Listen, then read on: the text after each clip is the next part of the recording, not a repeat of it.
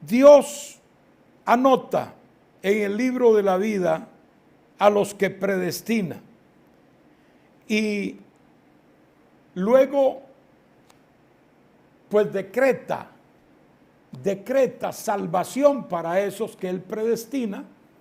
Por lo tanto, no importa qué hagan, no importa lo que vivan, no importa hasta lo que crean, si son predestinados, pues no hay forma de que puedan perder la salvación.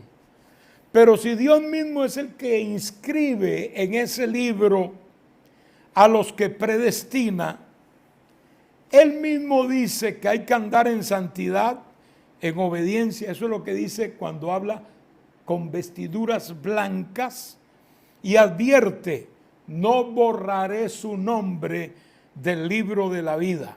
Apocalipsis 3:5.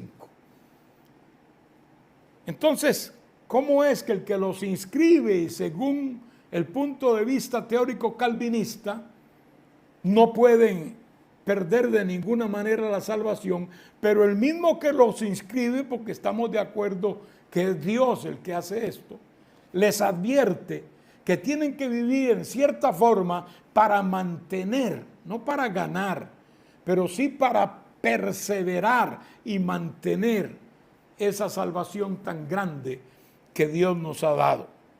Entonces, promete que si hacemos eso, no borrará nuestro nombre del libro de la vida. En Hebreos capítulo 4, versículos 4 al 6 y Hebreos capítulo 2, versículos 1 al 4, claramente dice que la salvación se puede perder. La otra teoría que solo quiero espolvorear por encimita es la que también calvinista, porque son varios criterios, mencionan diciendo que el libro de la vida es solamente el registro demográfico de todos los que nacen. Es donde Dios inscribe a todo el mundo que nace. Y luego, pues obviamente allí, después de eso, los que no son salvos, pues serían eliminados de ahí. ¿Por qué el Señor advierte del peligro de ser borrado del libro de la vida? Que es un peligro. Cuando habla, no borraré su nombre del libro de la vida.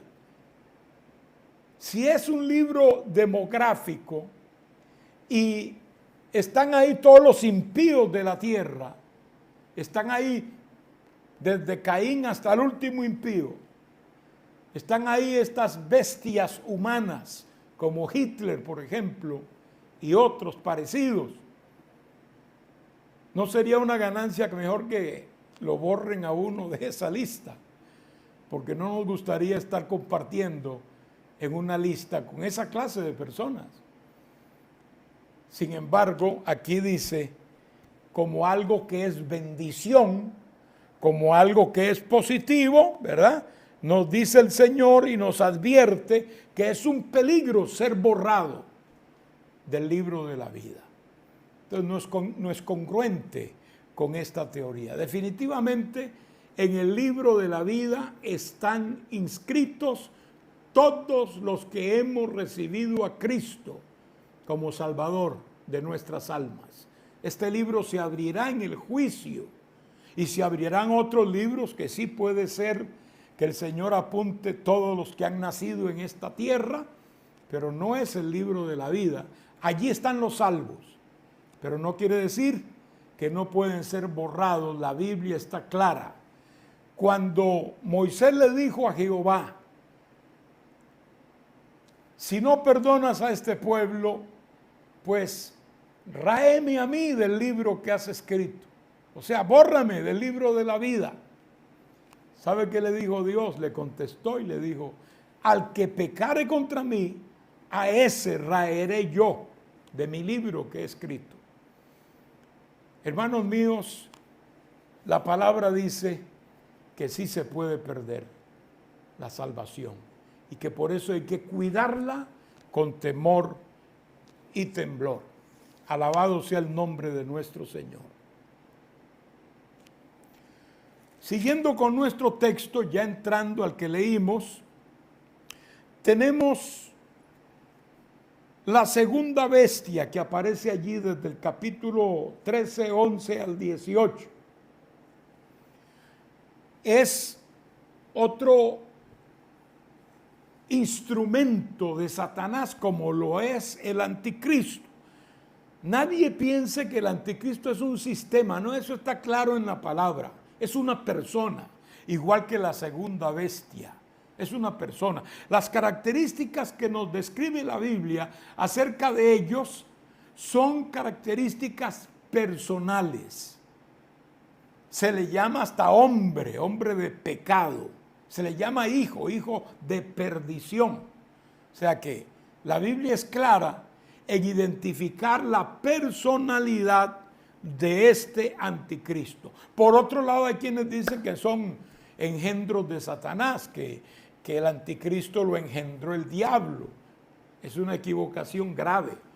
El diablo no puede engendrar porque el diablo es un ángel y ningún ángel puede engendrar, ni antes, ni ahora, ni después, ni en la tierra, ni en el cielo, ni en el infierno.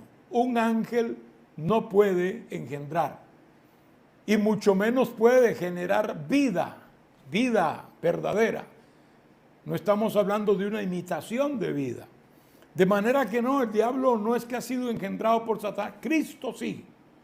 Cristo fue engendrado por el Padre. En términos del plan de Dios, por eso se llama Hijo de Dios. Porque como dijo Dios desde tiempos antiguos, mi hijo eres tú, yo te engendré hoy. El diablo no puede hacer eso ni con el anticristo ni con el falso profeta. Muy importante es este aspecto. Otros dicen que el anticristo y este falso profeta, que es la segunda bestia, son la reencarnación de sujetos que ya vivieron sobre la tierra, por ejemplo, Judas Iscariote, o Nerón, o Antíoco Epifanes, etc. Craso error. La palabra desconoce en lo absoluto la teoría de la reencarnación. Eso reposa en las doctrinas paganas. El anticristo no es la reencarnación de nadie, ni el falso profeta es la reencarnación de nadie. Eso es muy importante que lo tengamos en cuenta. Ni tampoco es el anticristo y el falso profeta mitad hombre y mitad diablo, tampoco. El anticristo es un hombre 100%. Es una persona humana 100%.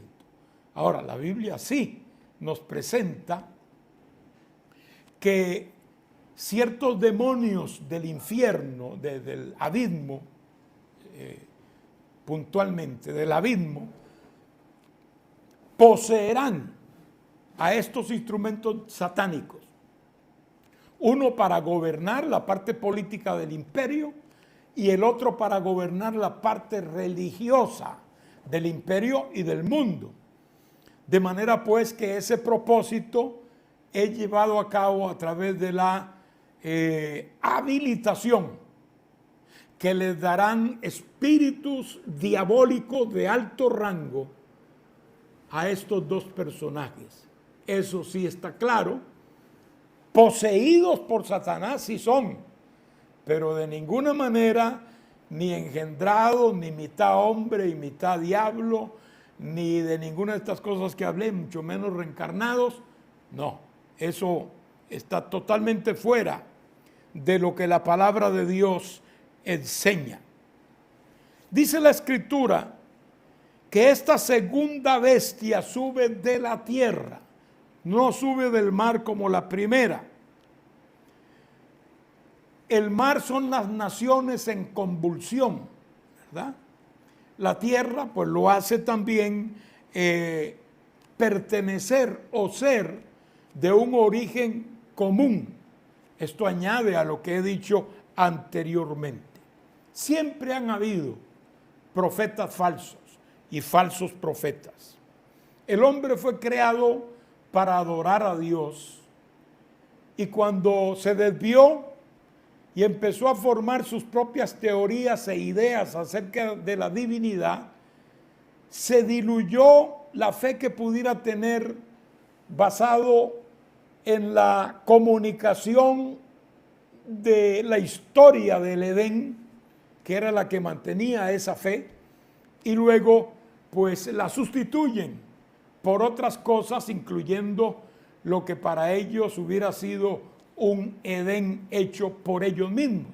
Es una de las cosas que el diablo todavía tiene en perspectiva. Y perdieron la verdadera adoración, pero no podían quedar sin adorar, porque el hombre fue creado para adorar. Si no adora a Dios, tiene que adorar otras cosas.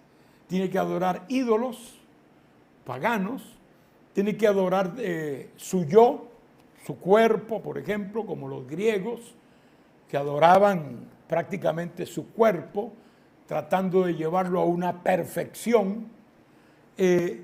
Adoran el dinero, adoran el placer, etcétera, etcétera, etcétera. Y eso es porque el hombre fue creado para adorar algo, para adorar a Dios. Y el falso profeta se constituirá rápidamente en la cabeza de todas las religiones, todas.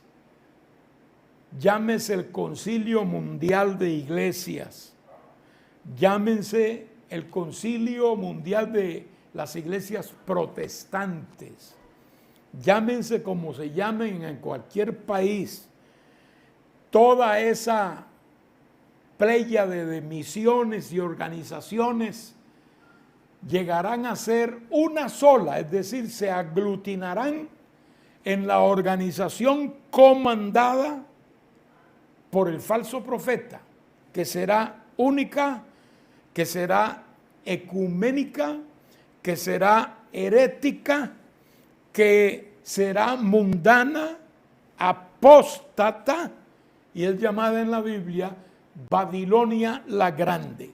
¿Quién es el que comanda ese conjunto de doctrina de una mezcla, de un sincretismo desde el principio manifestado en Babilonia y su culto diabólico? Pues bueno, el falso profeta. Él logrará reunir alrededor de él y sus propósitos todas las iglesias del mundo, y habrá, como muchos desean y piden, una sola religión, un solo encargado o gobernante o sumo pontífice de esa religión total. Entonces, ¿qué es lo que hace el falso profeta? El falso profeta se dedica esencialmente a abanicar la persona del anticristo. Recordemos que el anticristo es el personaje político. El falso profeta es el personaje religioso. Entonces él lo que hará es inducir al mundo, aquí lo dice claramente, a adorar a la bestia, o sea, al anticristo.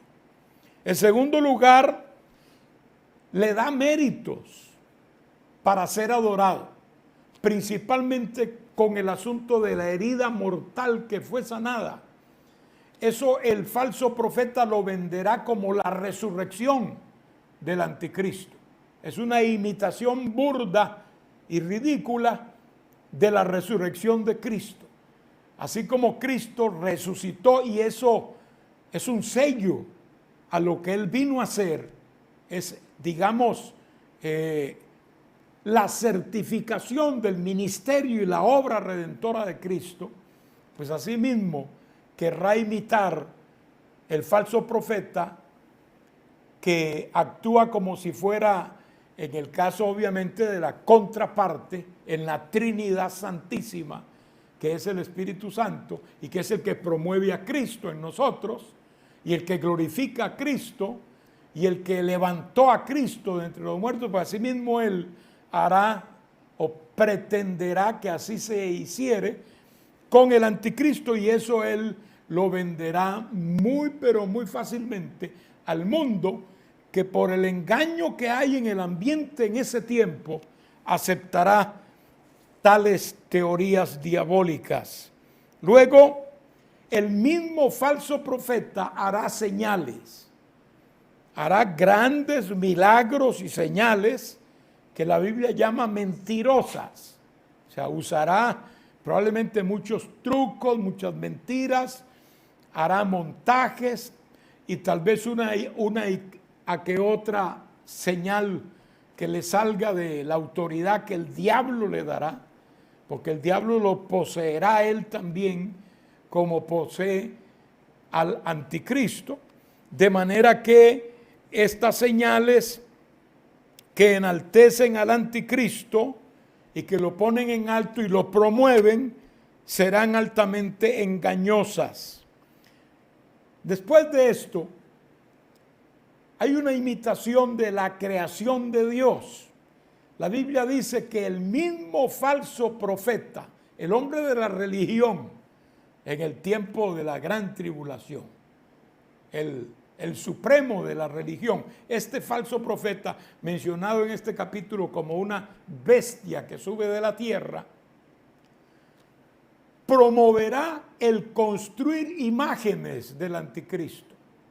Él mismo hará una imagen del anticristo.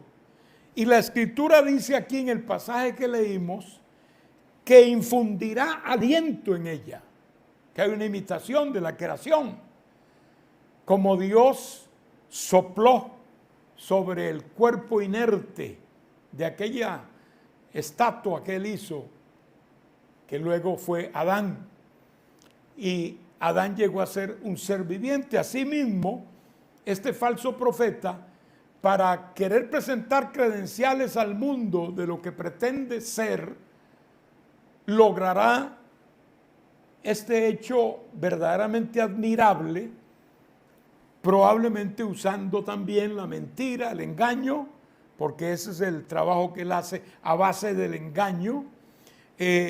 No obstante, el mundo verá que él le da vida a una imagen. Y esa imagen no solamente es para que se levante y abre los ojos, no, es para que decida quién vive y quién muere. Y todo el que se le oponga, simplemente la misma imagen lo manda a matar. O sea que será una dinámica que tendrá allí el falso profeta y el anticristo con esta obra satánica. Entonces, hermanos, vemos cómo el trabajo del falso profeta se direcciona en honrar, en glorificar, en enaltecer la persona del anticristo. Esto es muy importante que lo tengamos en cuenta. Y luego, además de eso, hace algo que para nosotros resulta muy sugestivo a estas alturas de la vida y del avance en el mundo. Dice aquí,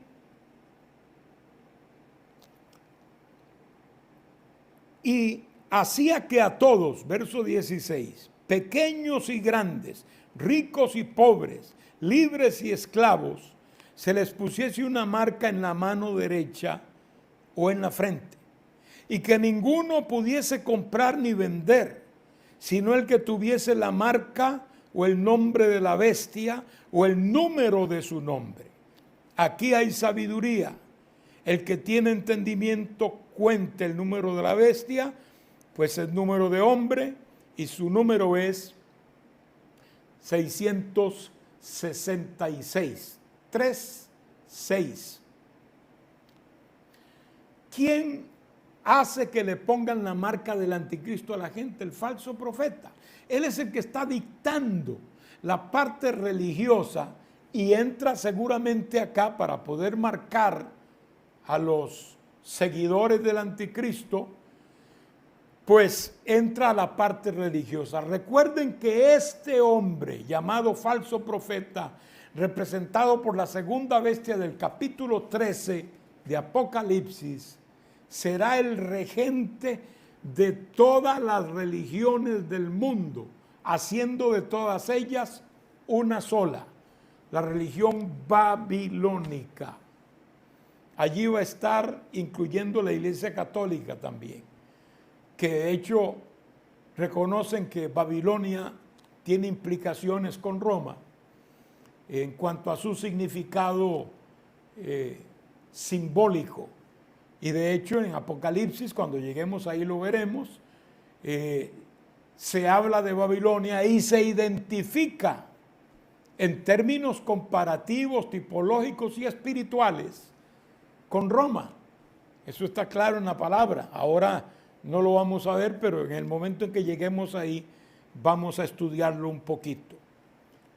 Concentrémonos un ratito, hermanos, en esto de la marca, que esta bestia, el falso profeta, convence y tal vez obligue, no sé, tal vez, a muchos, porque yo no veo mucha gente arrastrada a los centros de marcaje. Yo veo gente yendo por sus propios pies, contentos a que los marque el anticristo, porque para ellos es muy importante el vender, el comprar, el hacer transacciones, el firmar documentos, etcétera, etcétera. Y la forma de poderlo hacer es tener la marca en la frente o en las manos, lugares muy visibles como todos sabemos. Ya eso empezó, hermanos, no la marca de la bestia, no se confunda ningún hermano. Esto sucederá en el tiempo de la gran tribulación, no es ahora. Pero ahora hay como ensayitos de esto ya. Y hay países donde ya se está llevando a cabo la marca incrustada en las manos y algún tipo de, bueno, el que no quiere que le marquen la cara dice, bueno, márquenme la mano. Otro no le importa, dice, no, yo quiero que me marquen la frente. Pues vamos con la marca en la frente. La Biblia habla en el capítulo 3, verso 17, 13, verso 17 de Apocalipsis, capítulo 14, versículo 9, capítulo 15, versículo 2, capítulo 20, versículo 4, de la marca. De la marca. ¿Cuál es esa marca? Pues no sabemos. Es una marca. El anticristo tendrá una marca. Luego en el capítulo 13, verso 17 y 15, 2, se habla del nombre del anticristo. Tampoco la Biblia nos da el nombre del anticristo. ¿Cómo se llama? Pues no sabemos, pero estará el nombre.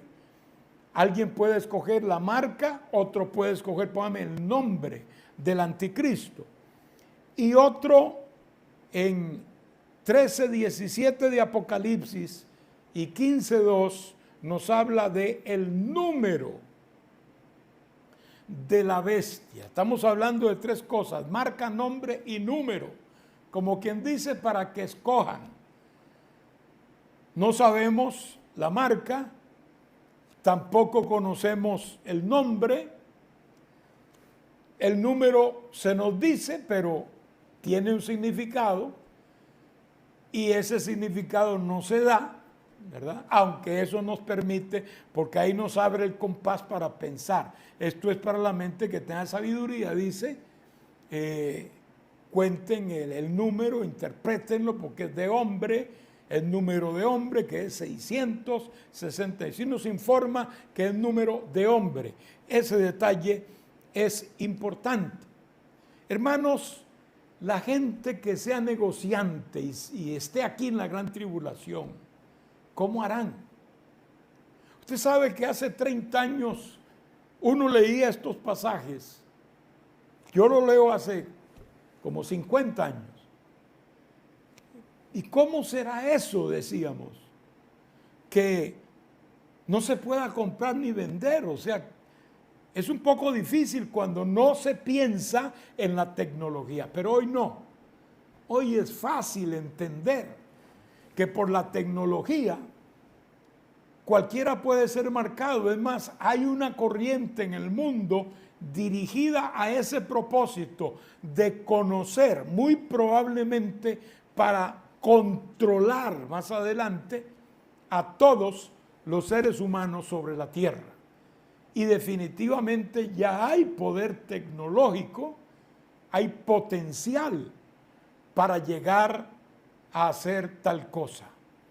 Ahora mismo en nuestros países, hermano, usted con una tecla tiene el banco en su casa. Usted puede hacer ya casi cualquier transacción bancaria. Ya usted no necesita ir a una oficina a sacar una certificación de, por ejemplo, de estado de hoja de delitos, ¿verdad? Sino que usted va a su computadora y ahí lo puede expedir. Ahí usted lo saca en su propia computadora.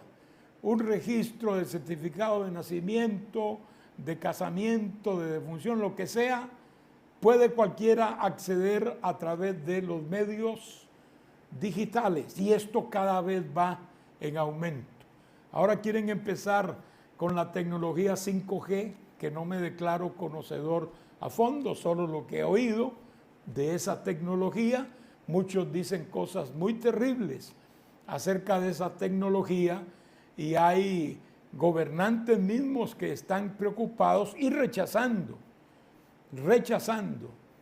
tal tecnología. Hay hasta varias teorías de conspiraciones terribles. Pero bueno, eso no es algo que nosotros podemos dominar, así que ahí no entramos. Pero ese sistema o esa tecnología nueva no es para atraso, no es para que la cosa sea peor que como está, no, es para adelantar todo el sistema tecnológico, todo lo que se hace a través de la tecnología. Esa nueva rama tecnológica la aumentará quién sabe cuántas veces. Yo he oído muchas veces que si comparan una con la otra, la que tenemos actualmente con esa que es 5G, es una diferencia abismal. De cualquier manera, lo que entendemos es que el mundo está avanzando hacia una tecnología global, total. Se está hablando de internet para todo el mundo, que pueden tenerlo hasta los que viven allá en África, en lugares más recónditos, en las montañas o donde sea. En fin, esto va creciendo y esto va hacia un propósito, hermano. El propósito es que habrá control universal y usted no podrá vender ni una empanada, porque ahí dice grandes y chicos, o sea, el gran comerciante está ahí metido, pero también el chico está ahí metido y aquel que vende helados en paleta también está metido. Usted no puede hacer nada. Interesante ahora en este tiempo de pandemia, hermanos, porque ahora mismo está bien controlado este asunto y le dijeron a mucha gente, cierre su empresa, cierre su negocio, y ahí están cerrados, por la razón obvia, ¿no? Pero sí, en un momento dado un gobierno puede tomar riendas en esto y decir, así se hacen las cosas. Y puede un gobierno a nivel mundial, en un imperio, decir, ese negocio no va porque no tienes la marca, y no solo no la tienes, sino que también, si no la tienes, es porque eres enemigo del gobierno del anticristo. Entonces ya vas a estar en serios problemas, muy pero muy serios. Aún así yo te aconsejo, amigo descarriado, si te quedas aquí, por lo menos no te dejes marcar, ni con la marca, ni con el nombre, ni con el número de la bestia, porque ahí quedarías perdido. Algunos han preguntado, ¿y el 666 qué es? Aquí nos informa que es número de hombre, lo sabemos, ¿verdad? El 6 es el número del hombre, porque en el sexto día fue creado el hombre, y luego entra el séptimo día, que es el descanso de Dios. Quiere decir que el hombre tiene 6 días, Dios le da al hombre 6 días, y uno es el séptimo, que sería el descanso de Dios. Pero repito, 6 del hombre. Entonces, el número 6 está relacionado totalmente con el hombre como tal. Cuando ponemos 3-6, es otra imitación de la Trinidad, que 3 en este caso es el número de plenitud, ¿verdad? Y ahí por eso tenemos Padre, Hijo y Espíritu Santo. Ese 3 es de Dios. Cuando tenemos al hombre, que es el 6, pero lo tenemos triple, 6, 6, 6. Para mí, con toda humildad y sin dogmatizar en esto, es la deificación del hombre. El hombre convertido en Dios. Por lo menos ese es el propósito. Acuérdense que esta es la vieja tentación del diablo, hermanos. Él le dijo eso a Adán. Le dijo, seréis como dioses. Y eso fue lo que despertó a Eva y a Adán también. Y entonces, como dioses, bueno, entonces pues vamos a comer, porque si vamos a ser como... Entonces creyeron que Dios estaba actuando egoístamente, ¿verdad? Que no quería que nadie fuera como él, etcétera. Y ahí vino una serie de cosas a la mente de ellos y el diablo logró engañarlos. Sí, en un sentido fueron como Dios, pero no con el concepto que ellos captaron del engaño del diablo. El anticristo será la deificación del hombre. Él se sentirá Dios. Por eso en un momento dado pondrá su silla en el templo de Dios y se sentará para que todos lo adoren y se hará pasar por Dios. Es el capricho, por decirlo así, de Satanás a través de los tiempos. Y luego, eso es lo que inyectará al mundo. Yo pienso firmemente, hermanos, perdónenme el yo, que uno de los argumentos más fuertes con que el diablo podrá levantar a los ejércitos del mundo contra el Cordero de Dios, que él sabe que ya mismo viene, porque sus días están contados, los del diablo, y él sabe que Cristo se avecina. Será el argumento de decirles, vamos a levantarnos contra Dios porque podemos vencerlo. Vamos a quitarlo de ahí, vamos a quitarlo del trono, porque el diablo no ha renunciado a eso que él quiso hacer en su rebelión celestial, y por lo cual perdió todo y hoy es lo que es. Señor lo reprenda. Así que yo pienso que este 666 es la deificación del ser humano, siguiendo aquellos propósitos antiguos y primitivos de Satanás. Ahora el 14, me quedan como 5 minutos. El 14 nos lleva otra vez a ver a los 144,000 que vimos en el capítulo 7. Después miré aquí, esto es un paréntesis también, hermanos. He aquí el Cordero estaba en pie sobre el monte de Sión, y con él 144,000 que tenían el nombre de él y el de su padre escrito en la frente. Y oí una voz del cielo como estruendo de muchas aguas y como sonido de un gran trueno, y la voz era como arpistas que tocaban sus arpas y cantaban un cántico nuevo delante del trono y delante de los 4 seres vivientes y de los ancianos, y nadie podía aprender el cántico sino aquellos 144,000 que fueron redimidos de entre los de la tierra. Estos son los que no se contaminaron con mujeres, pues son vírgenes. Estos son los que siguen al Cordero por donde quiera que va. Estos fueron redimidos de entre los hombres como primicias para Dios y para el Cordero, y en sus bocas no fue hallada mentira, pues son sin mancha delante de Dios, delante del trono de Dios. Esto para decirlo rápidamente, porque estos 144,000 ya los estudiamos, pero nosotros los vimos en la tierra en el capítulo 7, siendo sellados. Ahora los vemos en el cielo. Algunos dicen que este es el monte de Sión. En Jerusalén hay un monte de Sión, obviamente. Pero acuérdense que también la Biblia habla de un monte de Sión celestial.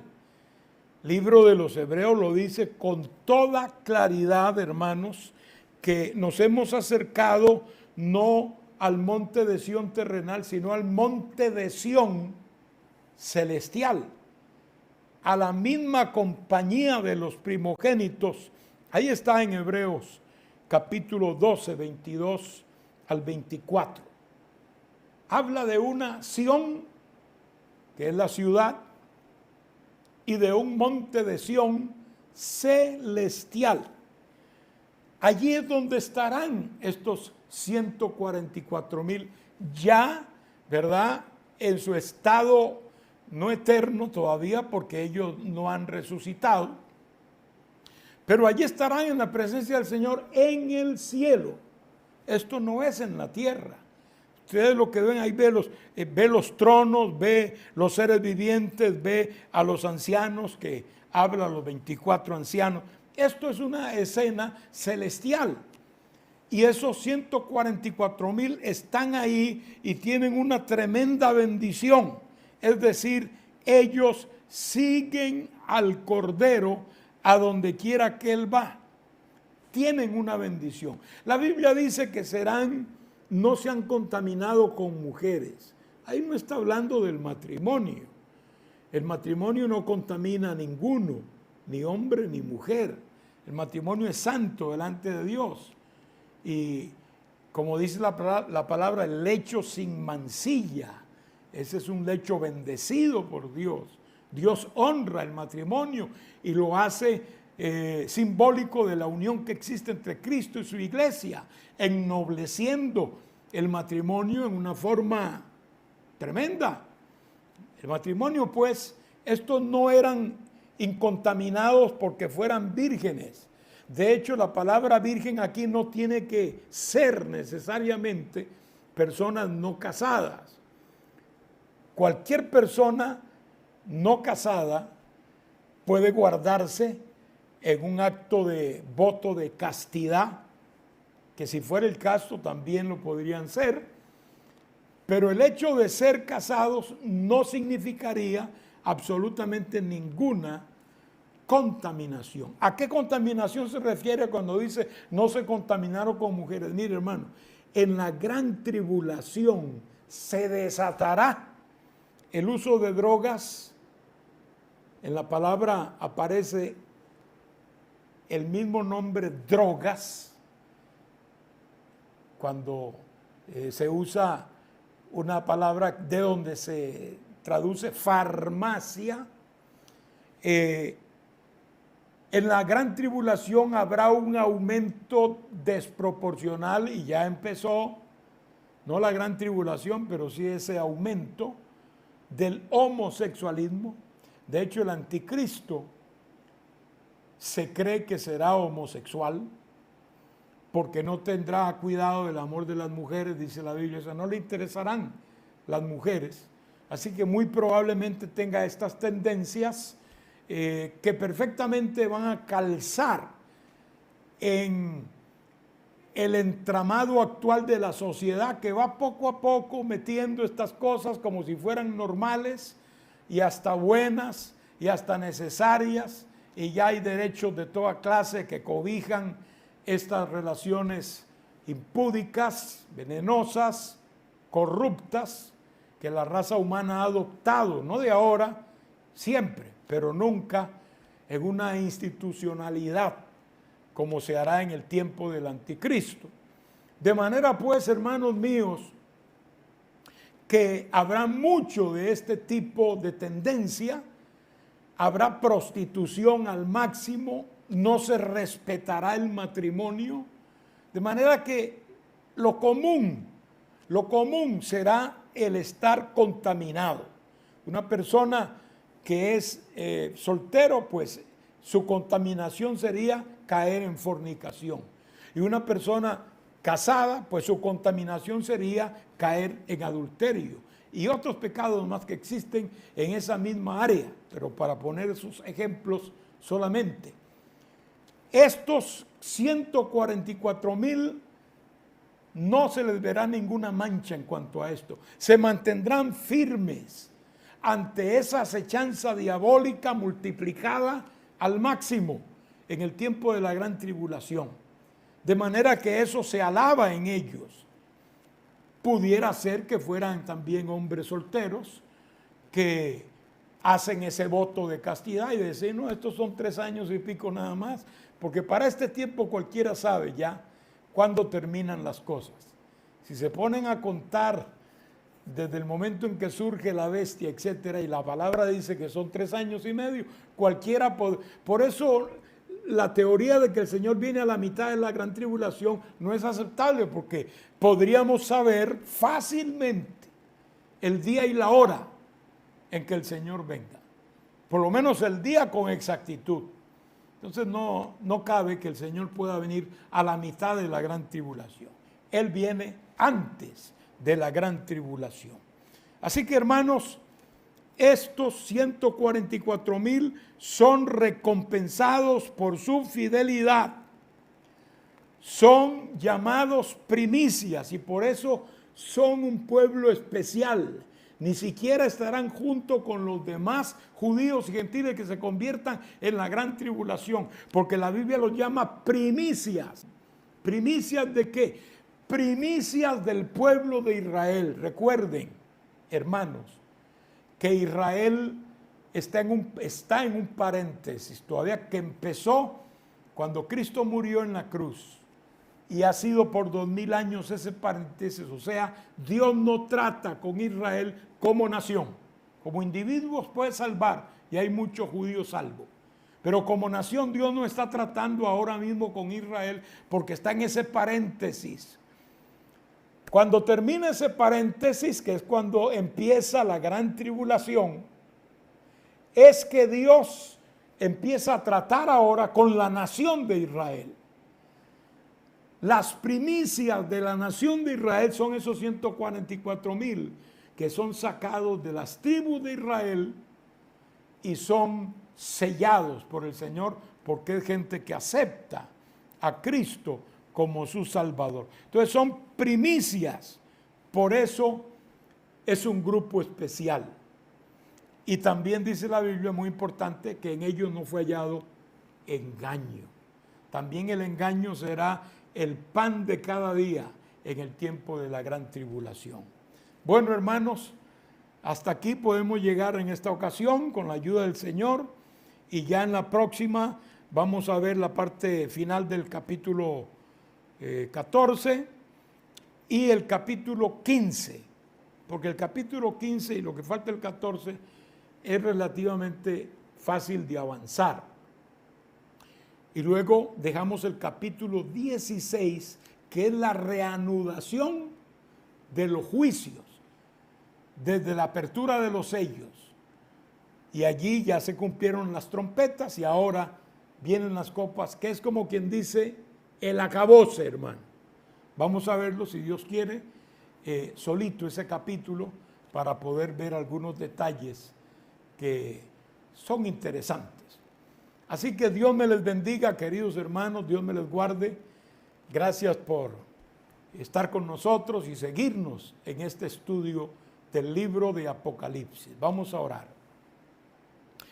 Te damos gracias, Señor, por esta oportunidad que nos has dado de poder compartir tu palabra con tu pueblo y con los amigos. Te pido, Señor, que tu palabra quede profundamente arraigada en los corazones, que pueda ser procesada en nuestro espíritu, Señor, y traducirse en una fe más firme, más contundente, más robusta, oh Señor. Te pido por los que están enfermos, levántalos, Señor, cúbreles con tu presencia. Te pido por los cientos de hogares que están de luto en los últimos 3 meses, sin haber siquiera pensado en ello, pero que están de luto por causa de esta pandemia. Ayúdales, Señor. Imparte en ellos consuelo y fortaleza de lo alto. Bendice a tu pueblo, Señor.